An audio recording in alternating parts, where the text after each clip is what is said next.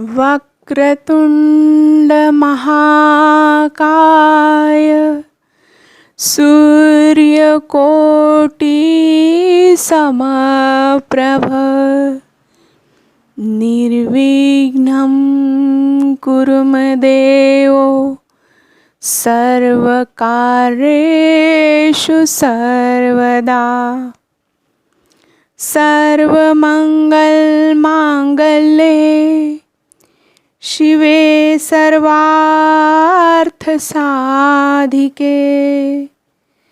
शरण्ये त्र्यंबके गौरी नारायणी नमोस्तुते। श्री गणेशाय नमः। श्री दुर्गा देवे नमः। श्री कुलदेवताय नमः। श्री कुलदेवे नमः।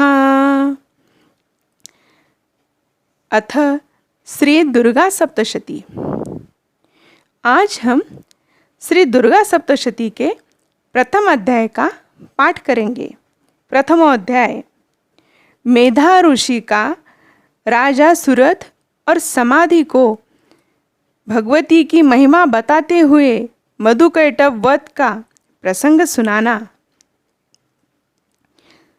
प्रथम चरित्र के ब्रह्मा ऋषि, महाकाली देवता, गायत्री छंद, नंदा शक्ति, रक्तदंतिका, बीज, अग्नि तत्व और ऋग्वेद स्वरूप है।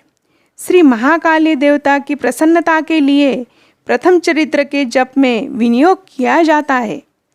भगवान विष्णु के सो जाने पर मधु और कैटभ को मारने के लिए कमल जन्मा ब्रह्मा जी ने जिनका स्तवन किया था, उन महाकाली देवी का मैं स्तवन करता हूँ।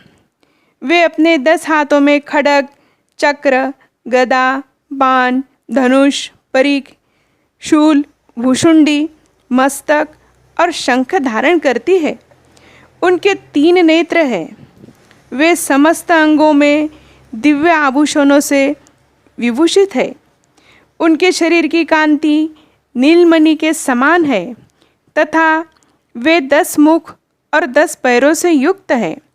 मार्कंडेय जी बोले, सूर्यपुत्र सावर्णिक जो 8वें मनु कहे जाते हैं, उनकी उत्पत्ति की कथा विस्तार पूर्वक कहता हूँ, सुनो। सूर्य कुमार महाभाग सावर्णी भगवती महामाया के अनुग्रह से जिस प्रकार मनवंतर के स्वामी हुए, वही प्रसंग सुनाता हूँ। पूर्व काल की बात है। स्वारोशिष मनवंतर में सूरत नाम के एक राजा थे, जो चैत्र वंश में उत्पन्न हुए थे। उनका समस्त भूमंडल पर अधिकार था। वे प्रजा का अपने औरस पुत्र की भांति धर्मपूर्वक पालन करते थे। तो भी उस समय कोलाधंसी नाम के क्षत्रिय उनके शत्रु हो गए। राजा सूरत की दंड नीति बड़ी प्रबल थी। उनका शत्रुओं के साथ संग्राम हुआ। यद्यपि कोलाधंसी संख्या में कम थे, तो भी राजा सूरत युद्ध में परास्त हो गए। तब वे युद्धभूमि से अपने नगर को लौट आए और केवल अपने देश के राजा होकर रहने लगे। किंतु वहाँ भी उन प्रबल शत्रुओं ने उस समय महाभाग राजा सूरत पर आक्रमण कर दिया। राजा का बल क्षीण होता चला था। उनके दुष्ट बलवान एवं दुरात्मा मंत्रियों ने वहाँ उनकी राजधानी में भी राजकीय सेना और खजानों को हथिया लिया। सूरत का प्रभुत्व नष्ट हो चुका था। इसलिए वे शिकार खेलने के लिए बहाने घोड़े पर सवार हो वहाँ से अकेले ही एक घने जंगल में चले गए। वहाँ उन्होंने विप्रवर मेधा मुनि का आश्रम देखा, जहाँ कितने ही हिंसक जीव परम शांत भाव से रहते थे। मुनि के बहुत से शिष्य उस वन की शोभा बढ़ा रहे थे। वहाँ जाने पर मुनि ने उनका सत्कार किया और वे उन मुनिश्रेष्ठ के आश्रम पर इधर उधर विचरते हुए कुछ काल तक रहे। फिर ममता से आकृष्ट होकर वहाँ इस प्रकार चिंता करने लगे, पूर्व काल में मेरे पूर्वजों ने जिसका पालन किया था, वही नगर आज मुझसे रहित है। पता नहीं मेरे दुराचारी भृत्यगण उनकी धर्मपूर्वक रक्षा करते हैं या नहीं। जो सदा मद की वर्षा करने वाला और शूरवीर था, वह मेरा प्रधान हाथी अब शत्रुओं के अधीन होकर न जाने किन भोगों को भोगता होगा। जो लोग मेरी कृपा और धन भोजन पाने से सदा मेरे पीछे पीछे चलते थे, वे निश्चय ही अब दूसरे राजाओं का अनुसरण करते होंगे। उन अपव्ययी लोगों के द्वारा सदा खर्च होते रहने के कारण अत्यंत कष्ट से जमा किया हुआ मेरा वह खजाना खाली हो जाएगा। ये तथा और भी कई बातें राजा सूरत निरंतर सोचते रहते थे। एक दिन उन्होंने वहाँ विप्रवर मेधा के आश्रम के निकट एक वैश्य को देखा और उनसे पूछा, भाई तुम कौन हो? यहाँ तुम्हारे आने का क्या कारण है? तुम क्यों शोकग्रस्त और उन्मत्त से दिखाई देते हो? राजा सूरत का यह प्रेम पूर्वक कहा हुआ वचन सुनकर वैश्य ने विनीत भाव से उन्हें प्रणाम किया और कहा। वैश्य बोला, राजन, मैं धनियों के कुल में उत्पन्न एक वैश्य हूँ। मेरा नाम समाधि है। मेरे दुष्ट स्त्री पुत्रों ने धन के लोभ से मुझे घर से बाहर निकाल दिया है। मैं इस समय धन, स्त्री और पुत्रों से वंचित हूँ। मेरे विश्वसनीय बंधुओं ने मेरा धन लेकर मुझे दूर कर दिया, इसलिए दुखी होकर मैं वन में चला आया हूँ। यहाँ रहकर मैं इस बात को नहीं जानता कि मेरे पुत्रों की, स्त्री की और स्वजनों की कुशल है या नहीं।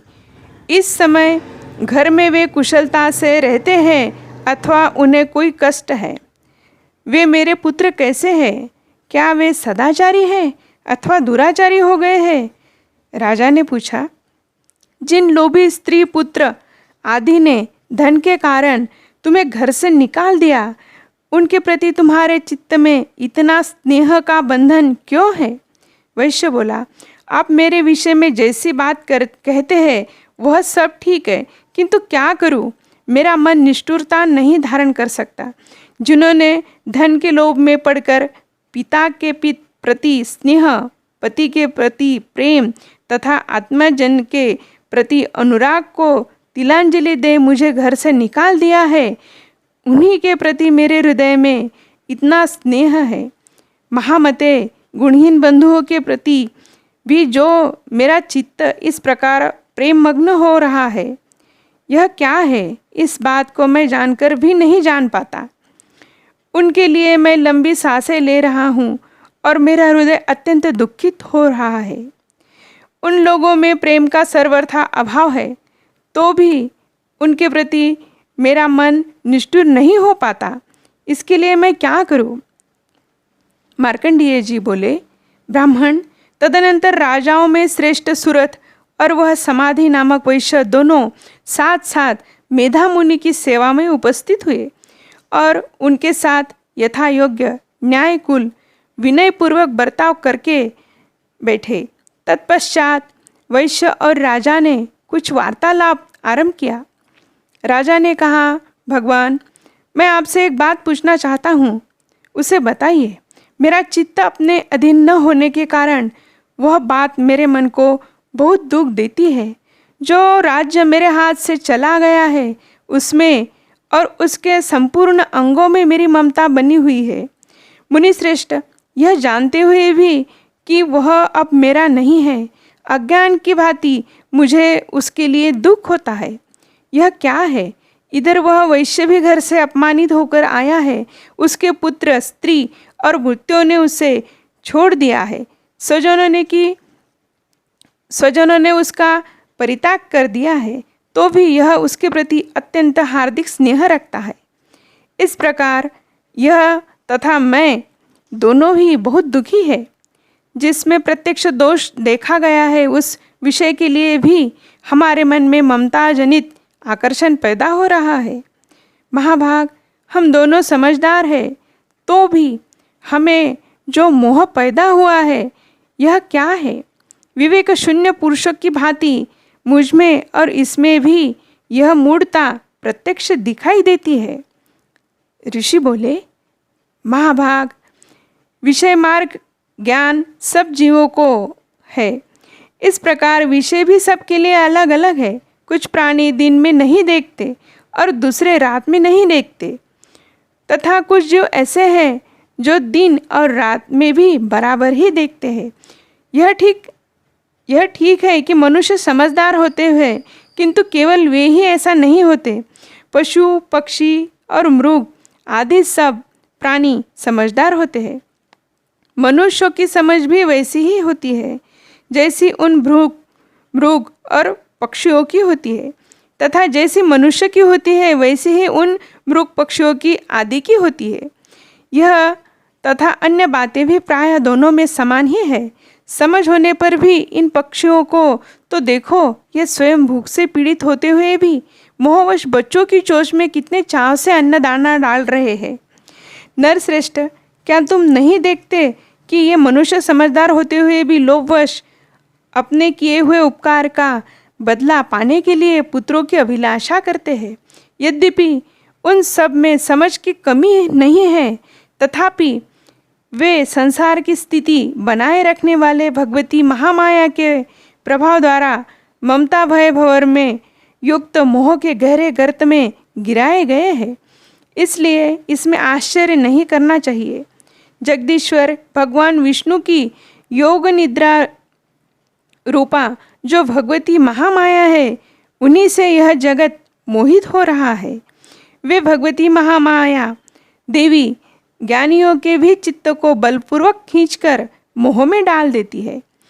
वे ही इस संपूर्ण चराचर जगत की सृष्टि करती है, तथा वे ही प्रसन्न होने पर मनुष्य को मुक्ति के लिए वरदान देती है।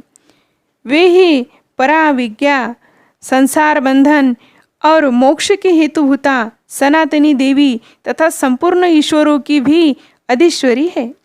राजा ने पूछा, भगवान, जिन्हें आप महामाया कहते हैं, वे देवी कौन है?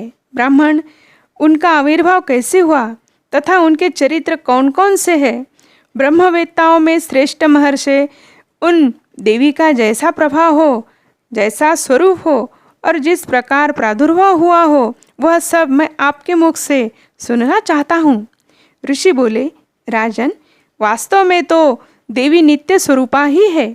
संपूर्ण जगत उन्हीं का स्वरूप है, तथा उन्होंने समस्त विश्व को व्याप्त कर रखा है।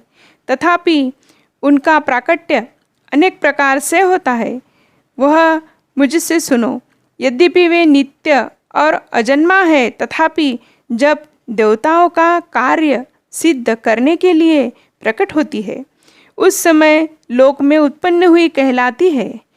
कल्प के अंत में जब संपूर्ण जगत एकार्णव में निमग्न हो रहा था और सबके प्रभु भगवान विष्णु शेषनाग की शैया बिछाकर योग निद्रा का आश्रय ले सो रहे थे, उस समय उनके कानों के मैल से दो भयंकर असुर उत्पन्न हुए, जो मधु और कैटप के नाम से विख्यात थे।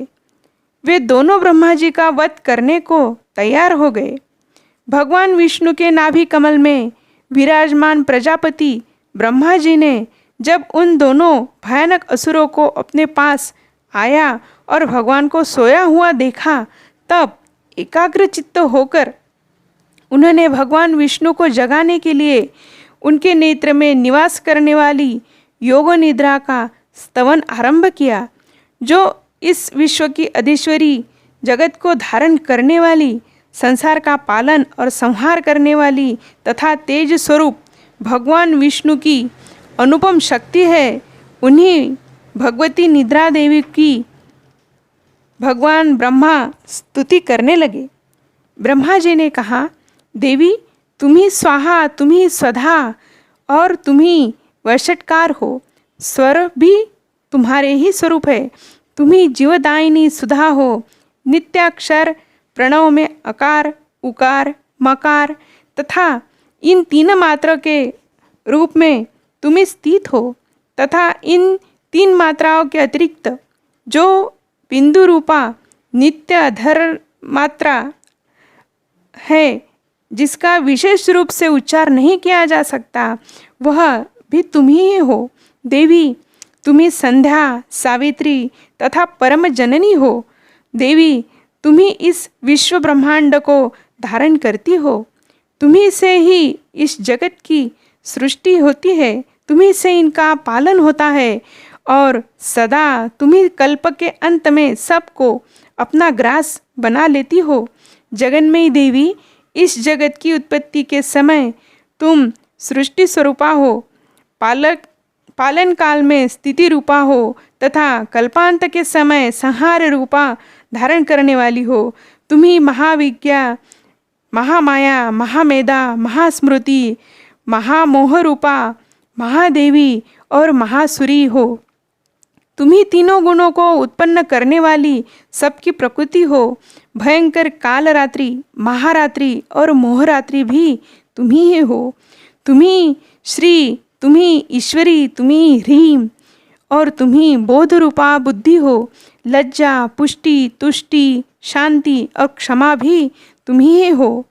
तुम खड्गधारिणी, शूलधारिणी, घोर रूपा तथा गदा, चक्र, शंख और धनुष धारण करने वाली हो। बाण, भुषुंडी और परिघ ये भी तुम्हारे अस्त्र है। तुम सौम्य और सौम्यांतर हो, जिस इनका ही नहीं जितने भी सौम्य एवं सुंदर पदार्थ है उन सब की अपेक्षा तुम अत्यधिक सुंदर हो। पर और अपर सबसे परे रहने वाली परमेश्वरी तुम्ही हो। सर्वस्वरूपे देवी, कहीं भी सत असत रूप जो कुछ वस्तुएं हैं और उन सब की जो शक्ति है वह तुम्ही हो। ऐसी अवस्था में तुम्हारी स्तुति क्या हो सकती है? जो इस जगत की सृष्टि, पालन और संहार करते हैं उन भगवान को भी जब तुमने निद्रा के अधीन कर दिया है, तब तुम्हारी स्तुति करने में यहाँ कौन समर्थ हो सकता है? मुझ में भगवान शंकर को तथा भगवान विष्णु को भी तुमने ही शरीर धारण कराया है, अतः तुम्हारी स्तुति करने की शक्ति किसमें है? देवी, तुम तो अपने इन उदार प्रभाव से ही प्रशंसित हो। ये जो दोनों दुर्धर्ष असुर मधु और कैटभ है, इनको मोह में डाल दो और जगदीश्वरी भगवान विष्णु को शीघ्र ही जगा दो। साथ ही इनके भीतर इन दोनों महान असुरों को मार डालने की बुद्धि उत्पन्न कर दो। ऋषि कहते हैं, राजन, जब ब्रह्मा जी ने वहाँ मधु और कैटभ को मारने के उद्देश्य से भगवान विष्णु को जगाने के लिए तमोगुण की अधिष्ठात्री देवी योग निद्रा की इस प्रकार स्तुति की, तब वे भगवान के नेत्र, मुख, नासिका, बाहु, हृदय और वक्षस्थल से निकलकर अव्यक्त जन्मा ब्रह्मा जी की दृष्टि के समक्ष खड़ी हो गई। योग निद्रा से मुक्त होने पर जगत के स्वामी भगवान जनार्दन उस एकार्णव के जल में शेषनाग की शैया से जाग उठे। फिर उन्होंने उन दोनों असुरों को देखा। वे दुरात्मा मधु और कैटभ अत्यंत बलवान तथा पराक्रमी थे और क्रोध से लाल आंखें किए ब्रह्मा जी को खा जाने के लिए उद्योग कर रहे थे। तब भगवान श्रीहरि ने उठकर उन दोनों के साथ 5,000 वर्षों तक केवल बाहु युद्ध किया। वे दोनों भी अत्यंत बल के कारण उन्मत्त हो रहे थे। इधर महामाया भी उन्हें मोह में डाल रखा था, इसलिए वे भगवान विष्णु से कहने लगे, हम तुम्हारी वीरता से संतुष्ट है, तुम हम लोगों से कोई वर मांगो। श्री भगवान बोले, यदि तुम दोनों मुझ पर प्रसन्न हो तो अब मेरे हाथ से मारे जाओ। बस इतना सा ही मैंने वर मांगा है, वहाँ दूसरे किसी वर से क्या लेना है। ऋषि कहते हैं, इस प्रकार धोखे में आ जाने पर जब